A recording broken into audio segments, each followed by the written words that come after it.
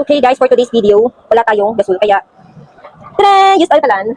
Mga ante, nalobat pala ang mic ko. Kaya ayan, voice over na naman tayo. Naglagay nga ako rito ng butter at nakalimutan ko maglagay ng konting mantika bago ako maglagay ng butter. Kaya ayan, nasunog ang butter. Ay nako, napaghahalataan talagang hindi marunong magluto, no? Next, igisa na natin ang bawang, sibuyas at luya. Kayo na bahala kung anong uunahin. Pero ang payo ko, unahin niyo ang sarili niyo, okay? What? Nandito nga pala ako sa Gumaka, sa province ng aking contractor, ng sternosing ko. Tinakbuhan na nga ako, nagawa pang mag-request ng stir-fried shrimp and squid.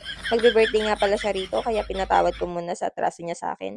And next, nilagay na nga natin ang hipon na inabot ako ng 99 hours bago ko mabalatan isa-isa. Next naman ay naglagay nga tayo ng carrots at bell pepper and halu-haluin lang natin. Naglagay din ako ng 10 kilong asin pampalasa. And next ay naglagay tayo ng cornstarch na may tubig. Tansyahin nyo na lang kung gaano kalapot ang gusto nyo. Yung mas malapot sana sa pawis ko sa video. Next, oyster sauce by mama mo. And konting toyo galing sa'yo. Okay lang. Okay. Hindi siya mga appetizing choice. Ang bango! Pero hindi ko alam kung masarap. Basta mabango, okay na yun. Bigyan natin ng konting paminta. Konti lang pero parang ang dami. At 10 kilong asin pa. Next, ilagay na natin ang puswet. Ang hirap nito linisan, kami. Sobrang tinta niya. Sabit lang lutuin, baka maging bubble gum.